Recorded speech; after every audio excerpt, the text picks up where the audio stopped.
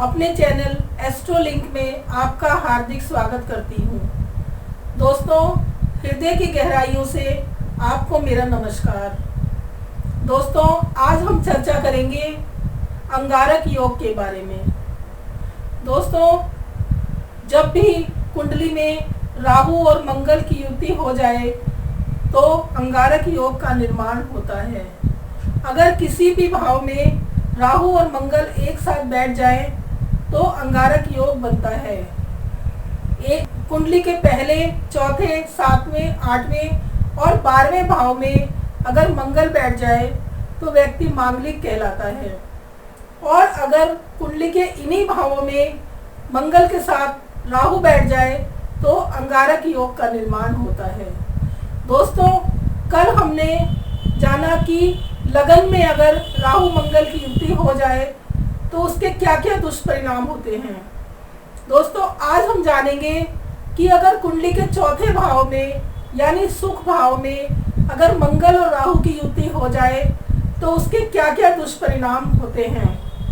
दोस्तों, कुछ लोग कुंडली मिलाए बिना विवाह कर लेते हैं या फिर सरसरी तौर पर कुंडली मिलाकर विवाह कर लेते हैं। दोस्तों, उनकी एक गलती की सज़ा उन्हें जीवन भर भुगतनी पड़ती है, क्योंकि दोस्तों अगर किसी व्यक्ति की कुंडली में अंगारक योग बन जाए तो उस व्यक्ति का जीवन तबाह हो जाता है, बर्बाद हो जाता है। दोस्तों, आपका अपना ही जीवन साथी जिसके साथ आपको 2 दिन नहीं रहना, 2 महीने नहीं रहना, बल्कि जीवन भर रहना है, वही व्यक्ति आपकी खुशियों का दुश्मन बन जाता है। तो दोस्तों, सोचिए कि कैसी स्थिति निर्मित होती होगी।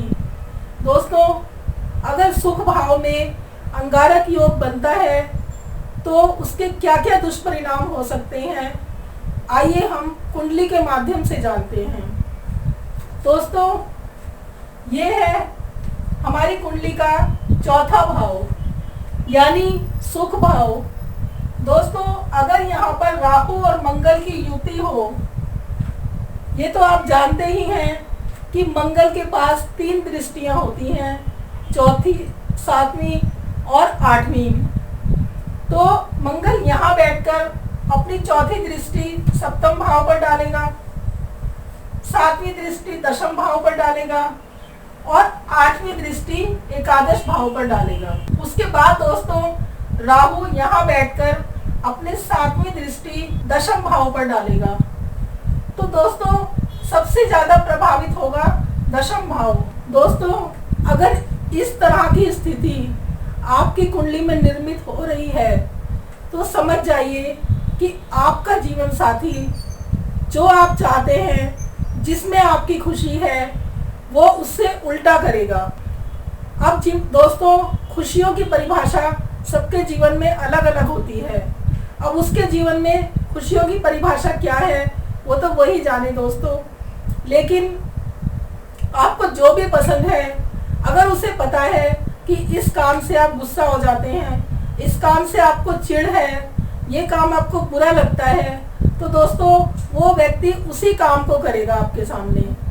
और अगर उसे पता लग जाए कि आपको शांति पसंद है तो वो आपके सामने चहलकदमी करनी शुरू कर देगा या आपको कहीं भीड़ में ले जाके छोड़ देगा।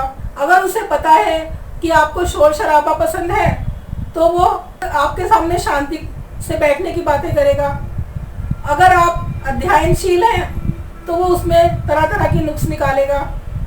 अगर आपको जानवरों से प्यार है तो वो उसमें भी बहुत सारे नुक्स निकाल देगा। अगर आप फैशन प्रस्त हैं तो वो आपके चरित्र पर ही इल्जाम लगा देगा। अगर आप कहीं जाकर कोई कार्य करने की सोच रहे हैं तो वो आपको घर में ले जाके छोड़ देगा। अगर आप भौतिक सुखों की बातें कर रहे हैं तो वो आपके सामने अध्यात्म की बातें करनी शुरू कर देगा। तो दोस्तों, इस तरह की स्थिति अगर आप कहीं जाने की बातें करेंगे तो वो आपको वहाँ जाने से मना कर देगा। अगर आप अपने मायके वालों से मिलना चाहते हैं तो वो उनसे मिलने को आपको मना कर देगा।